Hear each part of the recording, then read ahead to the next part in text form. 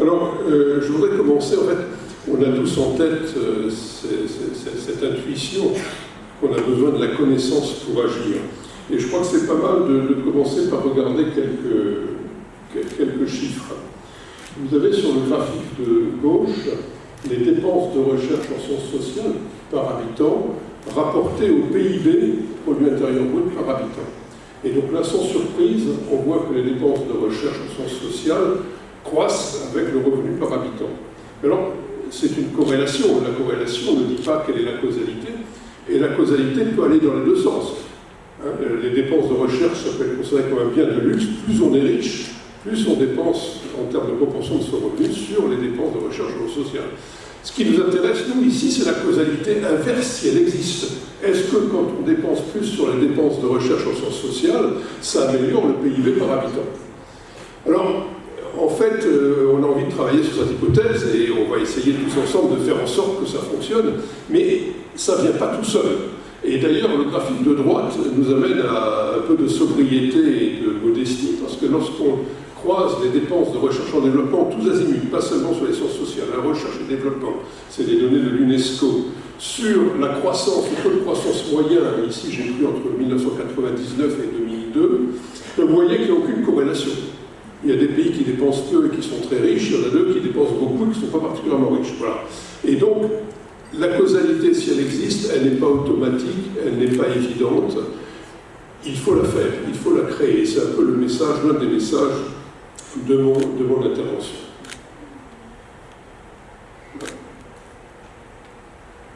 Voilà. Alors, bon, le thème, donc, c'est de travailler sur cette hypothèse. Cette hypothèse, elle est parfois un petit peu pervertie par une vision assez simple du rôle de la recherche, que j'ai ici appelée l'hypothèse de travail. On a des décideurs qui sont informés, et qui le souhaitent d'ailleurs, informés par les chercheurs, et ils vont prendre de meilleures décisions parce qu'ils sont informés par les chercheurs.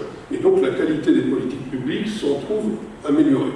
Alors derrière cette hypothèse, on a envie de considérer nous tous ici comme intuitive, qui n'est pas tant que ça, il y a un modèle sous-jacent qui est un modèle utilitariste, qui est le modèle de l'ingénieur en quelque sorte.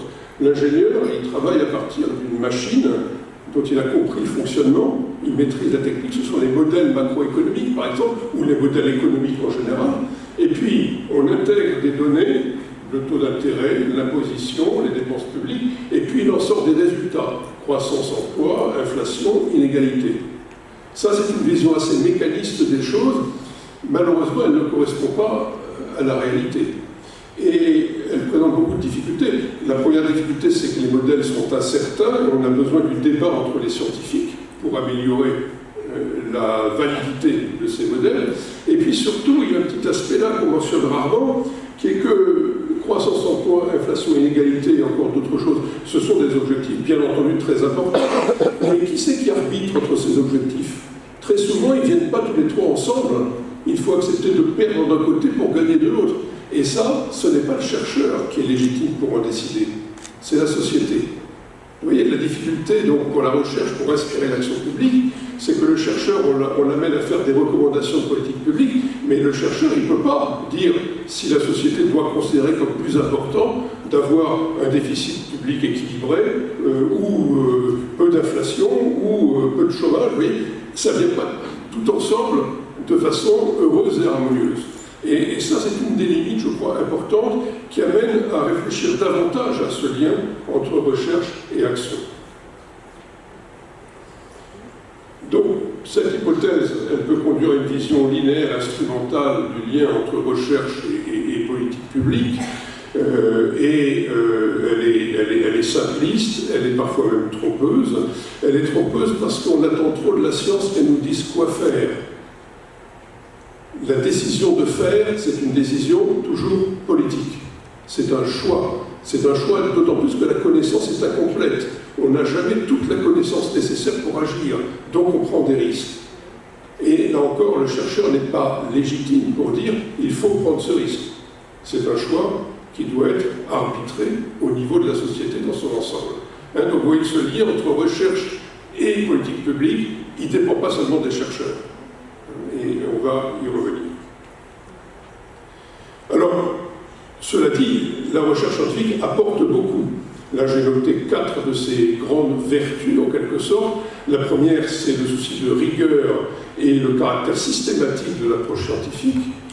Le deuxième, c'est le contrôle de qualité permanent par les séminaires entre chercheurs, par la revue par les pairs, les publications contrôlées, etc. Le troisième, c'est le cumul systématique de connaissances. On travaille sur les épaules de ceux qui nous ont précédés, et je crois que c'est très très important de mentionner sans permanence. Le premier départ d'un travail de recherche, c'est la revue de littérature. C'est qu'est-ce qu'on sait déjà, et on ne va pas recréer ce qu'on sait déjà. On va essayer d'améliorer le stock de connaissances.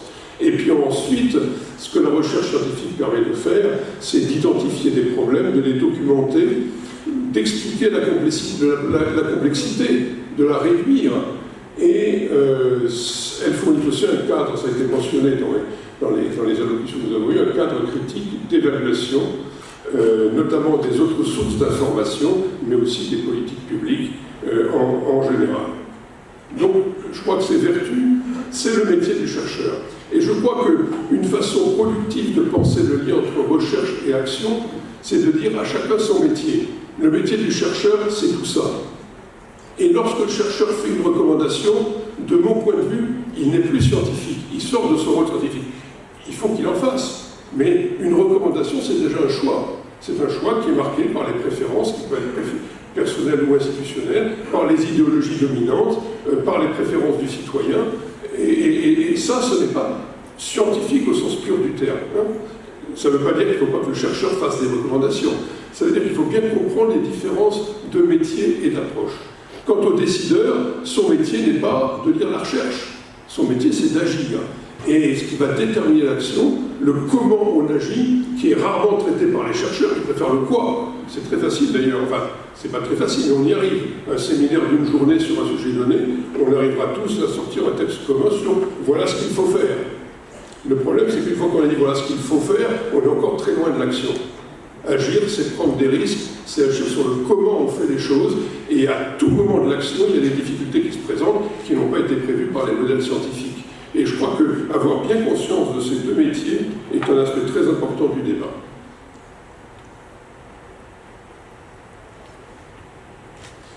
Alors, les limites de mon hypothèse, j'en ai déjà mentionné certaines, c'est que d'une part, les scientifiques n'ont pas la légitimité de remplacer le jugement politique dans l'arbitrage entre valeurs, préférences, priorités potentiellement conflictuelles. Deuxièmement, la méthode guide parfois la nature des questions traitées. Un chercheur, il n'est pas amené naturellement à traiter des problèmes qui comptent. Il va plutôt choisir les questions de recherche que ces méthodes et les données disponibles permettent de traiter. Donc il peut y avoir une distance entre les questions que le chercheur peut légitimement résoudre et qu'il est appelé à résoudre dans sa carrière de chercheur, s'il veut avancer dans sa carrière de chercheur, et les questions de politique publique, où en général il faut faire des arbitrages qui peuvent amener des arbitrages de qualité de la recherche d'ailleurs, à condition d'en être tout à fait conscient. Ensuite, il y a pour moi quelque chose de très important, qui est la confusion souvent faite entre la production de connaissances, qui est un bien public international. Peu importe où la connaissance est produite, elle se diffuse par les publications, tout le monde y a accès, peut les lire de plus en plus. Et puis, l'utilisation de la connaissance pour l'action. Mais quand on utilise la connaissance pour l'action, c'est localisé, c'est pas international. C'est localisé, c'est culturellement marqué, et c'est un acte social et politique d'utiliser la connaissance. Et on a souvent l'impression que les débats sur ce lien entre recherche et politique publique sont concentrés sur la production de recherche. Et non, il faut penser à l'utilisation de la recherche qui n'est pas scientifique. Et ça m'amène à dire que si on est intéressé, comme c'est le cas dans ces débats, par l'utilisation de la recherche pour l'action, il faut une autre classe d'acteurs, des médiateurs, il faut des acteurs intermédiaires entre la science et le domaine de l'action. Et ces acteurs intermédiaires, qu'est-ce qu'ils vont faire? Ils vont connaître la recherche, donc il faut qu'ils aient une compétence forte de chercheurs déjà pour le faire. Ils vont la synthétiser, ils vont la traduire, la rendre accessible. Ils vont organiser des débats, pas seulement entre les chercheurs, mais entre chercheurs, décideurs. C'est un peu le rôle des think tanks. Ils vont aussi, à travers les médias, par exemple, intervenir. Et le rôle des médias fait partie de ce métier de la médiation. Mais ce qui manque peut-être dans nos réflexions en général, c'est de réfléchir à ces médiateurs et à la façon de les aider à améliorer cette fonction essentielle, je trouve, de médiation. Autre point important à avoir en tête sur l'utilité sociale de la recherche. C'est pas seulement de produire des connaissances qui vont aboutir à des recommandations d'action publique et à espérer que ces recommandations vont être suivies. La recherche elle joue aussi un rôle politique majeur. Elle fournit des arguments au débat. Et ces arguments peuvent conduire d'ailleurs, comme la recherche est toujours incomplète, la connaissance complète, peuvent conduire à des prescriptions totalement opposées, suivant qui les utilise. Ça, c'est l'argumentation. Le rôle de l'argumentation est essentiel dans ce lien entre eux. Alors, le chercheur, en général, il peut être déçu, dire « Ah, j'ai fait un beau travail, et puis voilà comment il est utilisé. » Mais oui, mais c'est ça le débat. Le débat permet justement de prendre en compte l'apport de la recherche scientifique. Ensuite, ce n'est pas au chercheur de décider quoi en faire. Le chercheur, il l'a produit, c'est ensuite au décideur, à celui qui prend les risques, aux politiques ou au privé d'ailleurs, d'utiliser cette connaissance pour définir le cours de l'action. Donc les résultats de la recherche sont utilisés par les décideurs comme support d'argumentation. Tant mieux, moi je préfère une argumentation même contradictoire, fondée sur des travaux de recherche scientifique, plutôt qu'une argumentation, comme c'est souvent le cas aujourd'hui, fondée sur des fake news. L'utilité sociétale, la recherche éduque, elle fait comprendre la complexité, elle ouvre de nouveaux regards, de nouvelles perspectives, et ça encore, ça résulte aussi de la médiation, et c'est un point très important pour l'éducation de l'opinion publique en général.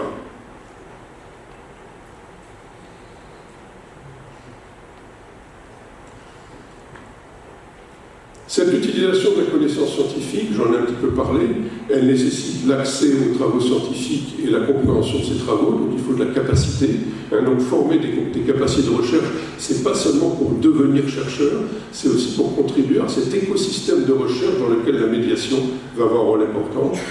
La production de connaissances ne génère pas l'accès ou la compréhension immédiate, ni la pondération des interprétations. Donc la production des connaissances est un input dans quelque chose qui dépasse de loin la production scientifique. Je crois qu'il faut accepter ça et le comprendre et l'organiser. Le besoin de médiation entre la production et l'utilisation de connaissances scientifiques conduit à penser au rôle des institutions, que ce soit des institutions de recherche indépendantes ou des institutions de recherche dépendantes, soit des pouvoirs publics, soit d'entreprises privées, des think tanks bien entendu, des médias et de l'éducation. Je crois que l'éducation à la recherche est un aspect très très important. Ce que j'appelle l'éducation à la recherche, c'est l'éducation permanente à se poser des questions et à choisir des méthodes pour y répondre. Et ça, malheureusement, ce n'est pas toujours dans les systèmes d'éducation, y compris dans les écoles d'ingénieurs. Dans les écoles d'ingénieurs, on apprend à résoudre des problèmes, on n'apprend pas à les poser. Et dans la vie, on a besoin sans arrêt de poser des problèmes pour y répondre. Si on répond aux problèmes auxquels on sait qu'on pourra répondre, en général, on ne répond pas aux problèmes qui rendront service aux décideurs politiques. Donc il y a une distance là que les médiateurs peuvent aider à combler. Donc il y a deux métiers complémentaires, et j'arrive à la fin de mon intervention. Il y a le métier de la recherche scientifique qui doit veiller à l'indépendance des travaux, à la rigueur, à la lutte contre tous les biais qui affectent les connaissances. Et puis j'ai mis ici accent sur l'approche positive. De mon point de vue, mais c'est très personnel, on met trop l'accent sur l'approche normative. C'est-à-dire qu'on attend trop des chercheurs qui nous disent « voilà ce que vous devriez faire ». Et d'ailleurs, les financements de la recherche, très souvent, sont donnés en fonction des recommandations que font les chercheurs. Est-ce que cette recherche va être utile? Est-ce qu'elle va proposer des solutions? Pour moi, le rôle du chercheur, il est avant tout d'expliquer. C'est la démarche positive du chercheur. Comprendre les phénomènes, comprendre les mécanismes, les expliquer de façon à ce que ceux qui agissent derrière le fassent davantage en connaissance de cause. Donc, en conclusion, plusieurs points que je voudrais rappeler. L'utilisation de la recherche pour les politiques publiques ne dépend pas seulement des chercheurs, qu'on leur demande ou non de faire des recommandations, ça va bien au-delà. Il y a besoin d'intermédiaires qui vont assurer la médiation entre la recherche scientifique et les décideurs. Et cette intermédiation, elle passe par l'éducation scientifique, la formation à la recherche, par les institutions de recherche indépendantes, les institutions publiques ou privées qui font de la recherche, les médias de toute nature qui vont jouer un rôle. Et donc, en un mot, si on veut avancer dans ce souci de mieux faire, de mieux connecter la recherche scientifique et l'action, je crois qu'il faut penser à un véritable écosystème de recherche et une culture de la recherche publique. Et je crois que c'est un des points importants que tous ces travaux permettent de faire. Alors je voudrais terminer par un autre graphique qui montre l'urgence de tout cela. J'ai représenté ici les travaux scientifiques sur le développement. Alors, j'aurais pu prendre tous les travaux scientifiques, c'est la même carte, hein, mais j'ai choisi le développement pour montrer plusieurs choses. Que les études sur le développement sont essentiellement concentrées dans les pays développés. Donc déjà ça, pour moi, c'est une anomalie extraordinaire. Hein. C'est quand même assez frappant de voir cela. Et puis vous voyez le vide extrêmement important de travaux sur le développement qu'il y a dans un très grand nombre de pays à revenus faibles ou à revenus intermédiaires. Et je crois que construire les capacités, c'est répondre à ces déséquilibres. C'est faire en sorte que, pour utiliser la connaissance qui vient qui peut venir soit du pays, soit du reste du monde, ce que produit la Banque mondiale, ce que produit le FMI, ce que produit Harvard, ce que produit Stanford, c'est extrêmement utile. Mais pour l'utiliser, localement, il faut de la capacité.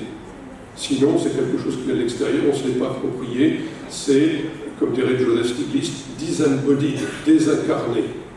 Pour que la recherche soit utile pour la politique publique, il faut qu'elle s'incarne dans les pays. Et donc, il faut de la capacité. Merci beaucoup.